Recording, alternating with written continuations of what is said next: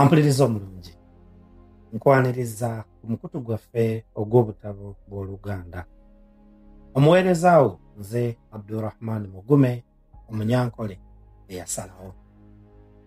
Tukyagenda maaso n'ekitabo kyaffe okwali ng'okusaaga. Kyawandiikibwa mwana muwala Nakalema Juliet, era nga mu kitabo kino etuzi tutambula nabo tugoberera emboozi kwatagana n'obukessi obw'enjawulo. Omulimu guno omunene ogw'okuketta omwami amanyiddwa nga Mwesigwa gwakwasibwa omukyala Violet, era nga mukama we Laurent yali amukakasizza ng'omusango ogwo bwe gwali gwaggalwawo.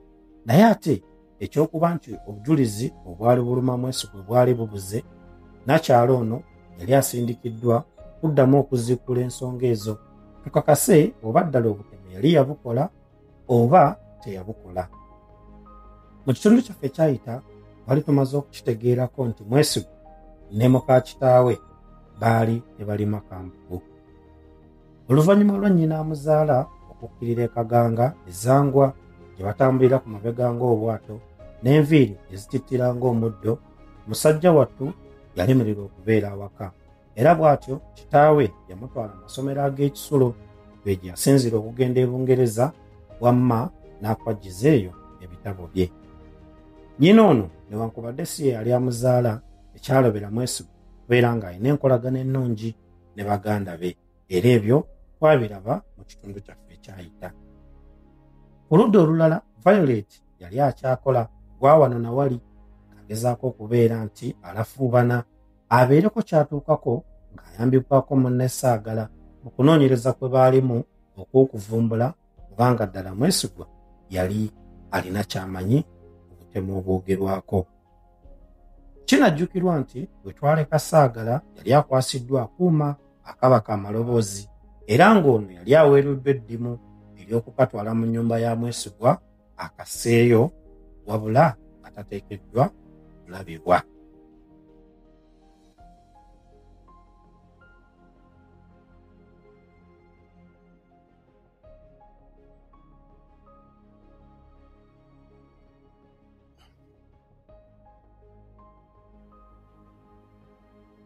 Saagala yavuga mmotoka ye ddayo okutegeewa Mwesigwa. Bw'alaba Mwesigwa akomyewo awaka, naye kwe kufuluma n'ayolekera awaka oli waasula. Yaddira enkofiira gye yali akutte mu ngalo n'agiteeka ku mutwe okusobola okubuzaabuza enfaanana ye. Bw'atuuka mu luggya n'alaba nga waliwo emizigo mingi, wabula ng'ayagala kukakasa Mwesigwa mwasula. Yagenda awali watudde omukazi awo ku lubalaza ne yeefuula aliko gw'ayagala okumulagirira, wabula nga ky'ayagala kwe kumanya watuufu Mwesigwa waasula. Liba teriri busa, Mwesigwa n'afuluma wabweru okwanula engoye ezaali zaanikiddwa ku muguwa. Saagala bw'amulengera n'amanya nti kiwedde. Yamwetegereza ng'ayingira n'alaba oluggi ngeri ki gy'ayinza okuluggulamu. Teyayagala nnyo kumutunuulira ng'atya nti Mwesigwa ayinza okumujjukira nti ye yabadde ku lubalama lw'ennyanja. Mwesigwa yalwawo wabweru ng'akyayanula engoye. Kino Saagala newankubadde yakisangamu obuzibu, teyalina kyakukikolera okuggyako okusigala nga yeeyogereza ku mukazi oli. Saagala bwe yalaba Mwesigwa ayingira mu nju, ye ne yeebaza omukazi eyali amulagirira, n'atambula ate ne yeeyongereyo. Yatambula n'ayitira ddala ku mulyango gwa Mwesigwa. Kyali tekyetaagisa ye kusooka kuyimirira, yali yeetaaga kumanya bumanya kika kya kkufulu eri ku luggi. Bw'agiraba era yatambula butambuzi n'ayamuka oluggya, era n'addayo eri gye yali alese emmotoka ye.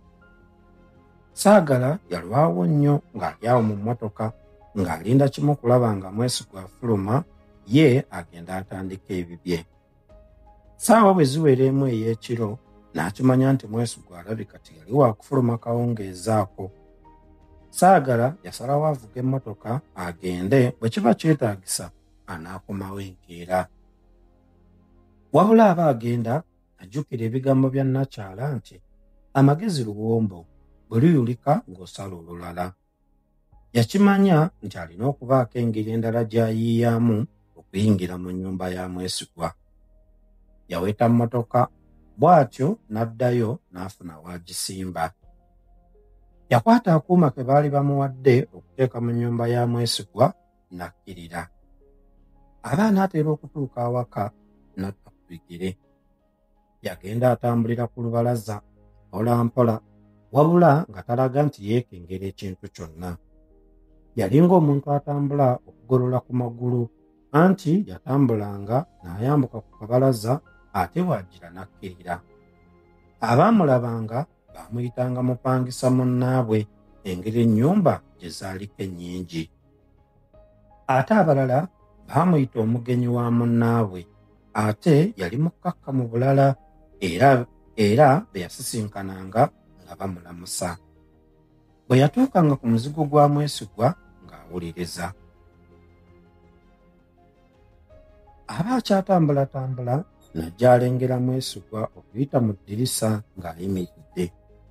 Yayanguyirira naye aba tannatuuka ku mulyango nga n'oli afuluma.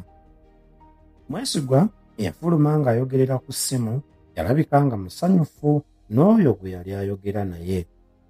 Ebirowoozo byonna yali abimalidde ku ssimu, bw'atyo yatandika okutambula nga yeeyongerayo okuva awaali omuzigo gwe. Saagala yatambula n'ayisiŋŋanya ne mwesigwa n'amuwa ne kajjambo. Mwesigwa jambo yagiddamu naye nga tamanyi nagwagiweereza.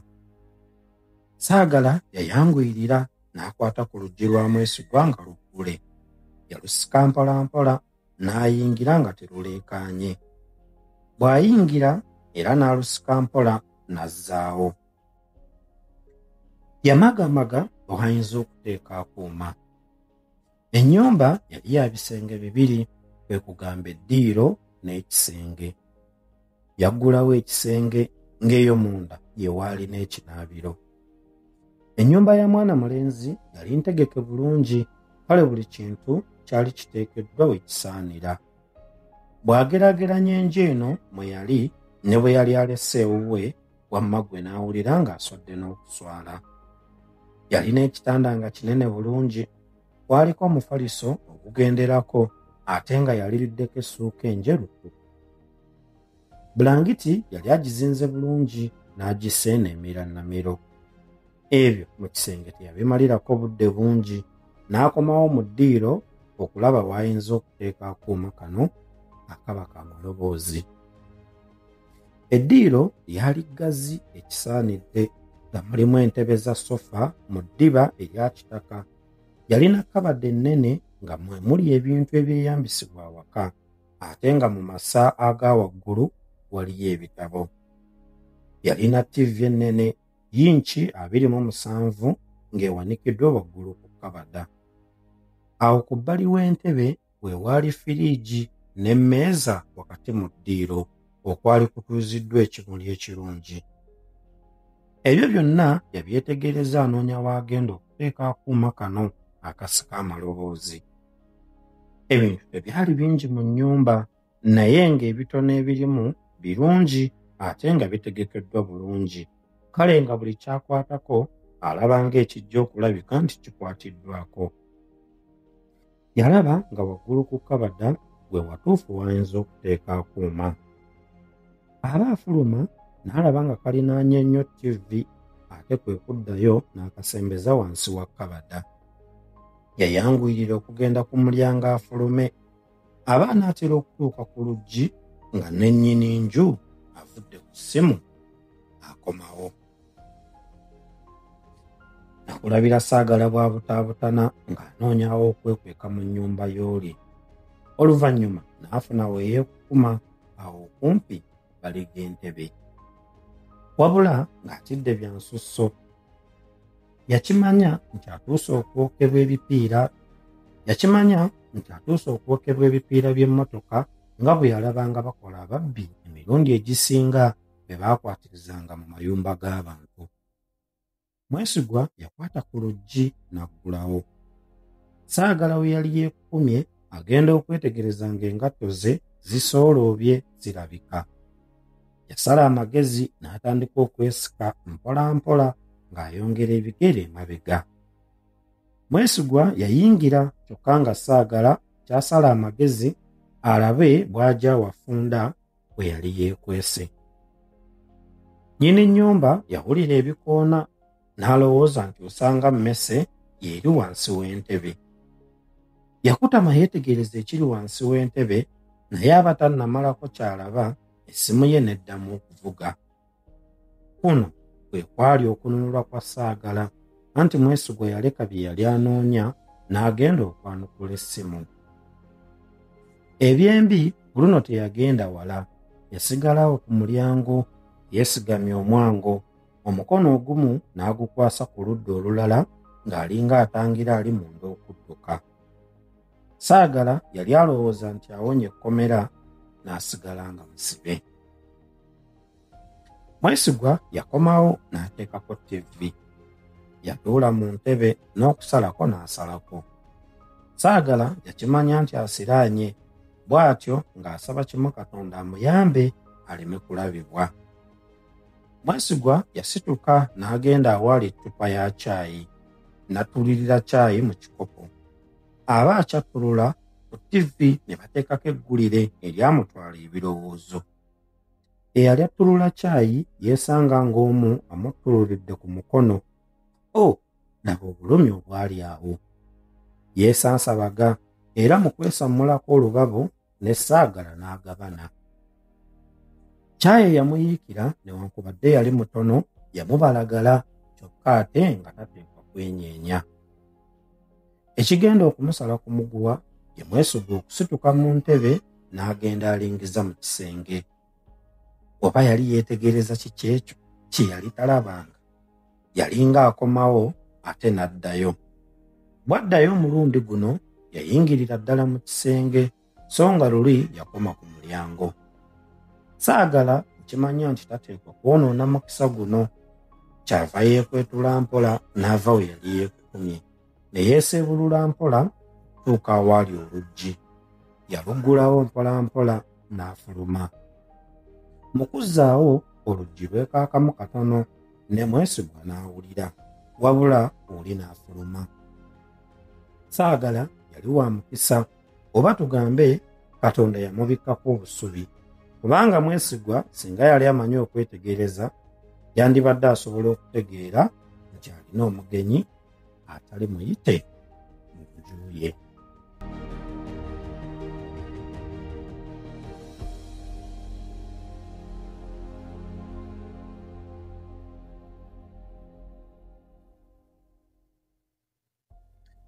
Mwesigwa yajja apapirira okulaba nti oyo akutte ku luggi lwe. Yafuluma yeetegereze, awo bwe yalengerera omuntu ng'aweta ensonda, bw'atyo n'ajja ng'amuwondera. Kyokka ne Saagala yali mugezi, yasooka kufuna we yeekukuma. Mwesigwa bw'atuuka awo nga takyalengera gw'abadde awondera, kyokka ate era nga talaba muntu yenna, wabula awo wennyini mu bimuli ebyali bisakaatidde mu luggya mwe yali yeekwese. Bw'amagaamaga nga talina gw'alengera ne yeddirayo mu nnyumba ye. Saagala bw'alaba omukulu ayingidde naye kwe kuvaayo gye yali yeekwese, wabula ng'amaggwa g'obuti bw'ebimuli gamufumisefumise yenna. Bw'amagaamaga nga tewali awuuna, kwe kwanguyirira kugenda we yali alesse emmotoka ye. Bw'atuuka we yali alesse emmotoka yassa n'ekikkoowe. Ekyali kimuleese yali akikoze, wabula wakati mu kutya okw'amaanyi n'okwewaayo.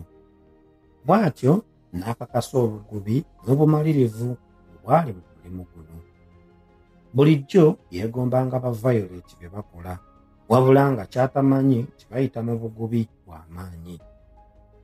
Enkeera bw'ategeeza Violet nti yali asobodde okukola kye yali amutumye, gulo limu Violet yali musanyufu bya nsusso.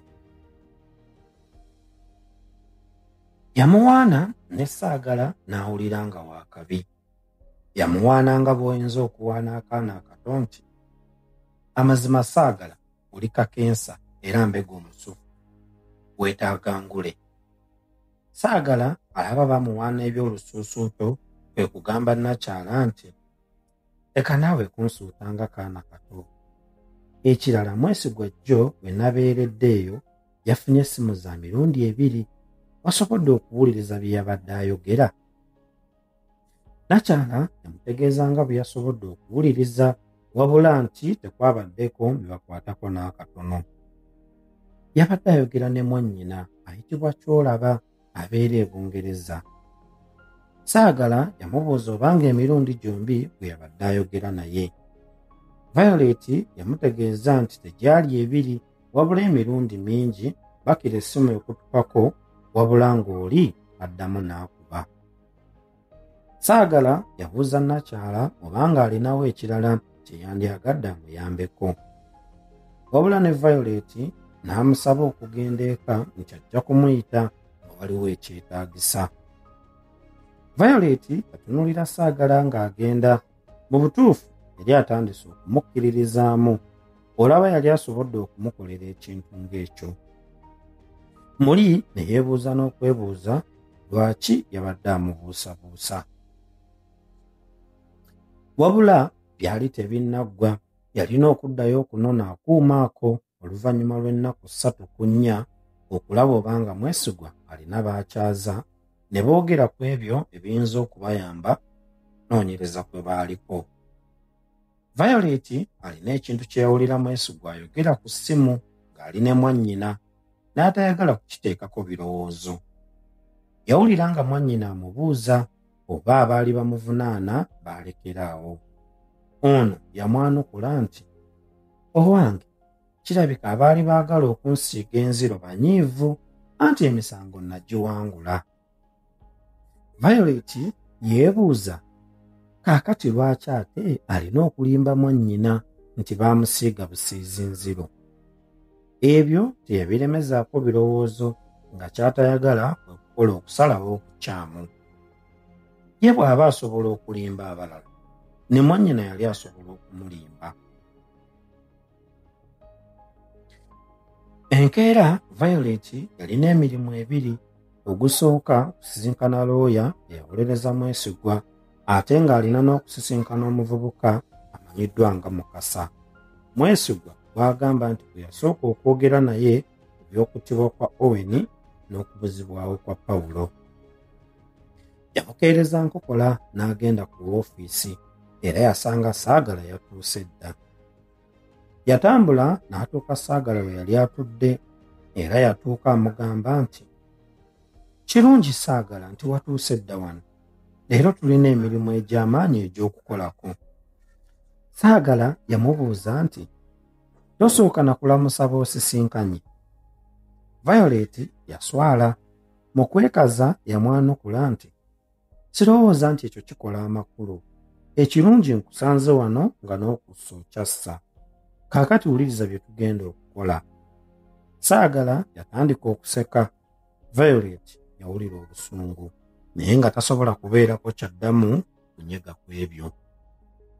Yategeeza Saagala nga bwe yalina okusisinkana omuvubuka ayitibwa Mukasa amubuuze ku by'obujulizi bwe yawa mu kkooti. Yamukuutira okubeera omwegendereza ng'ayanukula singa omuvubuka aba amubuuzizza. Yamugamba nti, gezaako okulaba ng'okweka ky'oli. Kye ntegeeza bw'agenza okubuuza tokkiriza kumala gabuuzibwa. Saagala yamubuuza nti, kaakati neeyanjuleyo ng'ani era nkola mulimu ki? Violet yanyeenya omutwe ng'era omuntu atabuddwa. Kwe kubuuza Saagala nti, bw'olaba nina ekitabo mwe nsoma ebintu bino nti Mukasa bamusisinkana bwe bati era weeyanjulayo nga gundi. Saagala yamubakira mangu n'obusungu n'amugamba nti, nawe Violet leka kunzibuwaliza. Ng'omwampa ebiragiro ate bwe ngezaako okukubuuza ng'onnemesa, nze olwo oyagala nkole ntya? Violet yaseka kwe kumugamba nti, kye sikugambye kitegeeza ogenda kukikola mu ngeri eyo. Gwe olowooza nina kye mmanyi ku muvubuka oyo? Nedda, nange nninga gwe. Ekyetaagisa kumutuukirira na kumanya ngeri ki gy'oyinza okumuggyamu kye twetaaga. Bw'alaba Saagala anyiize kwe kuleeta ekiyinza okumuzza mu mbeera. Yamugamba nti, yiiya nga bwe wasobodde okukikola jjo. Kino kyangu nnyo okusinga ku kye wakoze olunaku lw'eggulo. Gwe genda, nkimanyi ojja kudda ng'omuwanguzi wano. Saagala yamugamba nti, wamma ntegedde lwaki musiiba mu ntalo ne lulungi. Violet yakyusa n'ateekako entunula enkambwe. Kwe kumugamba nti, ekyo kye weegomba okubeera, anti oli kabaka tofaayo, naawe ogenda kubeera kabaka wano. Saagala yasigala yeewuunya Nakyala. Violet yagenda we yali alese emmotoka n'ayingira n'avuga ng'avaawo ng'ayolekedde Najjanankumbi gye baali bamugambye nti waliyo ekizimbe ky'Abakemera and Company Advocates Nakyala Namutebi Maria gye yali akolera obwa looya. Violet luno yagendanga munnamawulire n'ebiwandiiko ebimwogerako nga munnamawulire nga yabifunye dda. Bw'atuuka ku mukumi w'oku mulyango n'amulaga kaada ye eraga nti munnamawulire nga bamutegeeza nga bw'alina gw'agenda okwogerako naye munda omwo. Omukuumi olw'okuba nga yali ategedde muntu ki gw'ayogera naye teyamuteganya n'amukkiriza okuyingira. Yatambula n'agenda awatuukira abagenyi. Omukyala gwe yasangawo yamwaniriza n'amubuuza engeri gye yandyetaaze okumuyamba. Yamutegeeza nga bw'ali munnamawulire era nga yali ayagala kwogeramu ne Nakyala ayitibwa Namutebi Maria. Omukyala yakwata essimu n'akubira looya ng'amutegeeza nga bwe waliwo eyeetaaga okumusisinkana. Looya yamusaba eyali amwetaaga okumugumiikiriza eddakiika 3 gokka. Kino baakitegeeza Violet naye nakkiriza okulinda, anti nga mu bifo ebimu bakusuubiza ne Sabbiiti, naye ate eddakiika 3 gokka. Nga Violet bw'ali omukalukalu ate nga mu kunyumya akwata kisooka ng'atandika kuwa Nakyala mboozi, anti nga bafa nseko, ng'abalaba olowooza nti bamanyiganye bbanka. Kye yali anoonya mu kyo omulundi omulala singa aba akomyewo wano abe ng'ayanguyirwa. Eddakiika 3 olwawera, looya n'akubira omuwala essimu n'amulagira okutegeeza oyo eyabadde amwetaaga okugendayo mu woofiisi ye. Violet bw'amutegeeza nga looya bwe yali amuyita teyasibamu. Violet bwe bamutegeeza nga looya bwe yali amuyita teyasibamu n'atambula nga bwe yali alagiriddwa okutuuka ku woofiisi ya Nakyala. Bw'atuuka ku mulyango oguyingira mu woofiisi yakonkona, looya n'amukkiriza okuyingira, naye yakola ekyo. Looya yamusongera ku katebe n'ono kwe kutuula era n'amwebaza.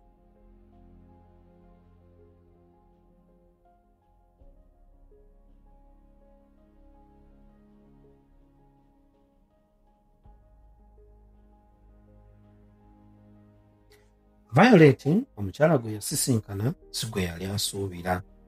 Ono omukyala yali mutono kyokka ate nga yali asuubira okusisinkana omuntu omunene.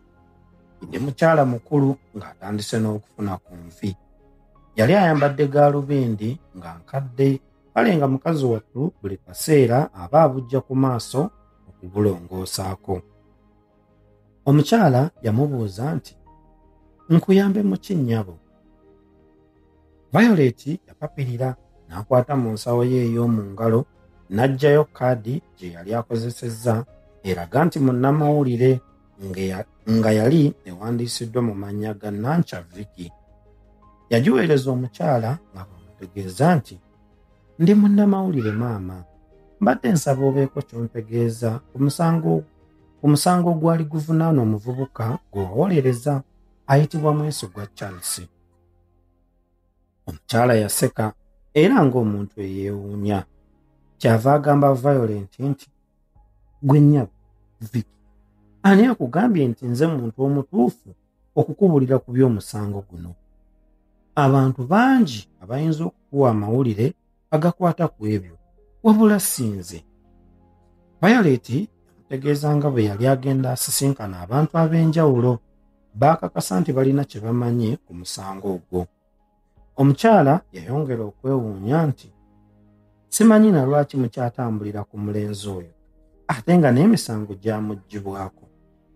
Kankubuuze, ye wafunye obudde okwogeramu naye? Violet amutegeeza nga bwe yali ayogeddemu naye. Omukyala kwe kumubuuza kye yategedde ng'ayogeddeko naye.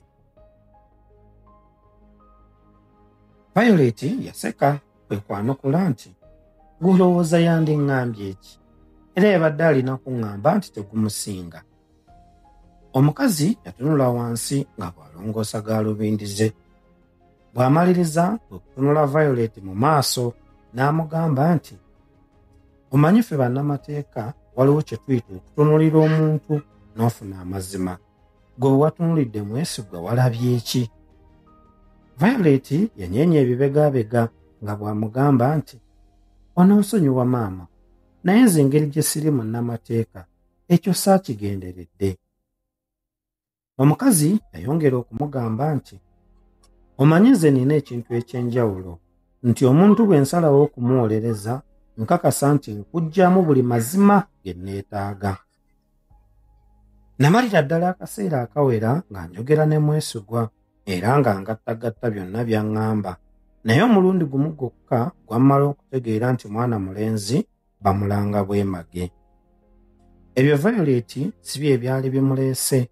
Ekyali kimuleese ng'ayagala omukyala ono abeeko engeri gy'amunnyonnyolamu ku ebyo ebyaliwo mu kkooti.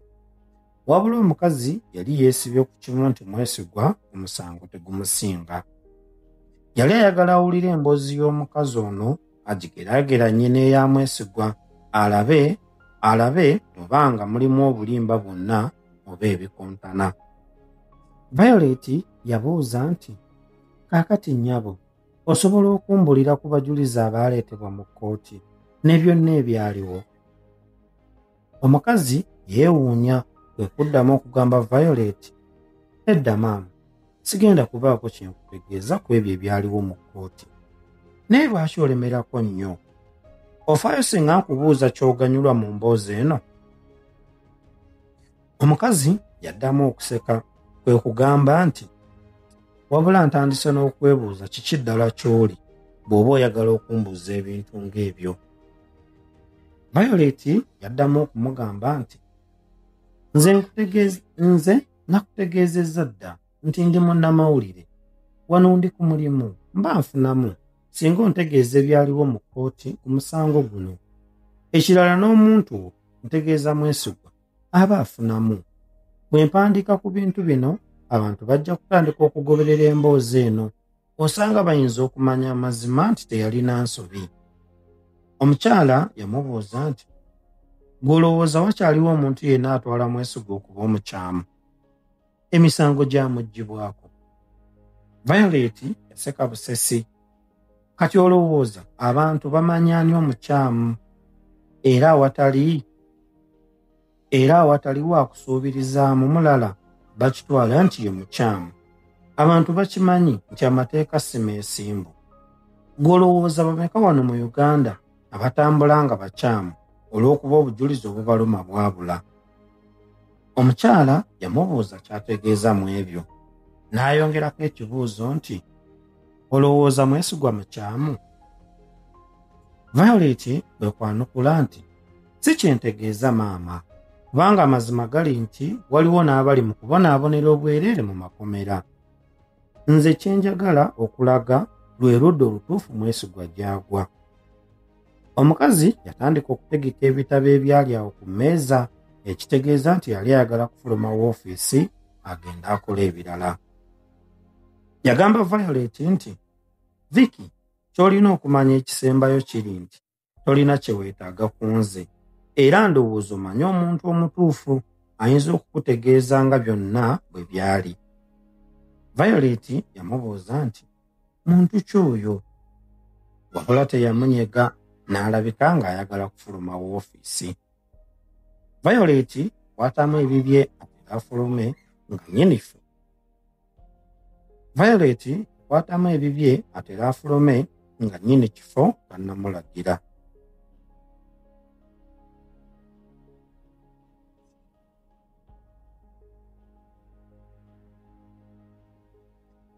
Violet yakwatamu ebibye ate era afulume nga nnyini kifo tannamulagira. Yategeera tewakyali kirala ky'asuubira okuva eri omukyala ono. Yamwebaza obudde bwe yali amuwadde okumubuulira ebyo bye yamugamba.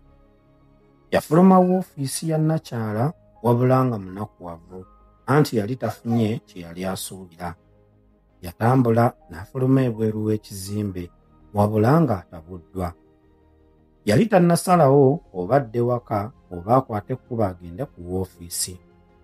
Yakwata essimu n'akubira Saagala amubuuze bwe byali bigenze gye yali alaze.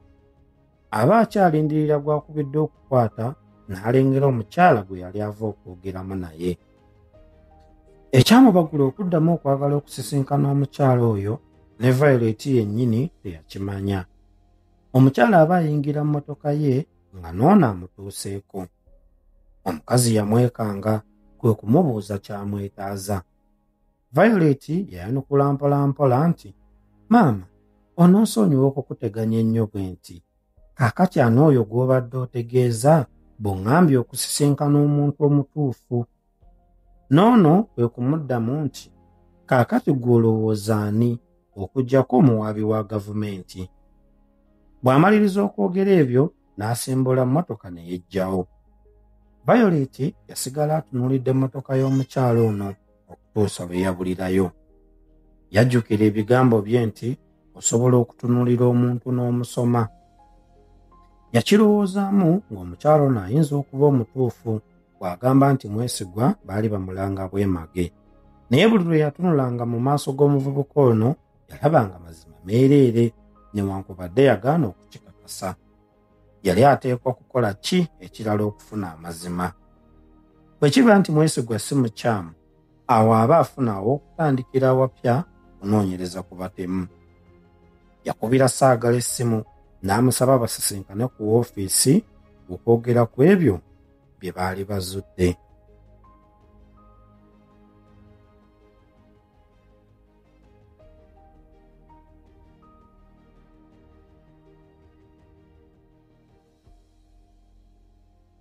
Bw'atuuka ku woofiisi yafulumya akatebe n'akateeka mu kasonda akamu ku lubalaza. Teyayagala kuyingira munda ng'ate okusisinkanayo Lulenti. Yali atya omwami ono okutandika okumubuuza amapya g'ataalina. Yatuula awo ng'alina ebirowoozo nkumu nga n'ekimu ku byo kyekyani yatta Owen. Yatandika okwebuuza oba alumbe mwesigwa amusabe okubuuliriza ku bintu ebimu, atandika okunoonya omutemu mu kifo ky'okunoonyereza ku mwesigwa. Yakimanya nti yali talina kugenda bugenzi n'ategeeza abakulu abaamutuma nti, "Bannange, mwesigwa si ye mutemu," okuggyako ng'alina ekikakasa ekyo. Ekintu kyokka ekyali kiyinza okubakakasa nti si mutemu kwe kufuna omuntu omutuufu eyatta Owen n'okubuzaawo Pawulo. Yasalawo okutandika okunoonyereza ku ekyo. Wabula waliwo ekibuuzo mu ddiiro, yali agenda kutandika atya? Ekyo kyekyali ekikulu. Saagala yatuuka we yali atudde, kyokka okumanya yali mu birowoozo bingi, teyamanya nti waliwo n'omuntu amuyimiridde mu mbiriizi. Singa Saagala teyamukoonako, osanga yandimazeewo akaseera ng'akyali mu nsi yiye yekka. Bwe yalaba Saagala kwe kumugamba nti, Saagala, watuuse dda wano?" Saagala yamubuuza ekibadde kimulidde obwongo bwe kityo, kyokka Violet teyamwanukula. Yamusaba okuleeta akatebe batuulaawo bombi bateese ekiddako. Saagala yasooka okutegeeza nnakyala nga bwe byali bigenze yonna gye yali ava ewa Mukasa. Yamutegeeza nga bw'atalina kinene kyafunyeeyo olw'ensonga byonna bye yamugambye byebyo mwesigwa bye yali yabategeeza. Wabula naye si musajja mwangu kubanga asoose kunkuba bibuuzo, lwaki njagala okumanya. Violet yamutegeeza nga n'ebirowoozo tataddeeyo nti bw'ogamba nti tewali kipya nkitegeera, olw'ensonga tewali kye tugenda kufuna kiruma mwesigwa. Saagala yakanya kumubuuza lwaki, wabula nga Nakyala tanyega. Yategeeza Nakyala nga bwe yalina okuddayo ewa Mwesigwa okukima akuuma yali ataddeyo akabaka amaloboozi. Saagala yamugamba nti, tolina kweraliikirira Violet. Nkulaba weeraliikiridde. Akuuma ngenda kukaleeta. Tomanya ku luno tuyinza n'okufunayo obujulizi mu buluma Mwesigwa. Violet yakiraba ng'ono ali ku bikadde. Yamugamba nti, tofaayo, linda buke. Naye nkukakasa ne bw'onaakajjayo tekigenda kutuyamba. Olw'ensonga Mwesigwa si ye mutemu gwe tulina okumalirako obudde bwaffe. Saagala yamubuuza ekimwogeza bw'atyo, wabula nga Violet tanyega. Ky'otegeeza si ye yazza emisango gino? Kati olwani aba yagizza? Baako ky'oŋŋamba naawe Violet. Mukazi wattu baakugamba muvubuka ono nti Mwesigwa si mutemu, wabula naye yali talina bukakafu kyo, era kye yakola kwe kugamba Saagala nti, lwa nsonga nti obujulizi obumuluma tetubulina, olwo lwaki tuba tumuyita omukyamu? Saagala yakiraba nga mukama we ekibuuzo akyanukudde mu ngeri etamatiza, newankubadde teyakiremerako. Nga Violet bwe yali ateeberezza, Saagala akuuma yakakimayo, wabula era tekwaliko kintu kyonna kibayamba wadde okuteebereza nti Mwesigwa ayinza okuba omumenyi w'amateeka. Ampuliriza omulungi, nzikiriza akadde katutwala kantindigwa. Sijja kusukkawo wano omulundi omuuyi awo wennyini bwe tujja okusinziira tweyongereyo nate mu ssuula yaffe ey'okutaano n'omutwe ogugamba amaanyi tegalya. Bagamba n'alima awagonda amala na nnyuka, so ng'ekita ekitava ku ssengejjero kifuuka wankindo. Wamma kaneeteteggula olubabu lw'akadde akatuliridde edda empiiga. Akuume atakumira mbeera.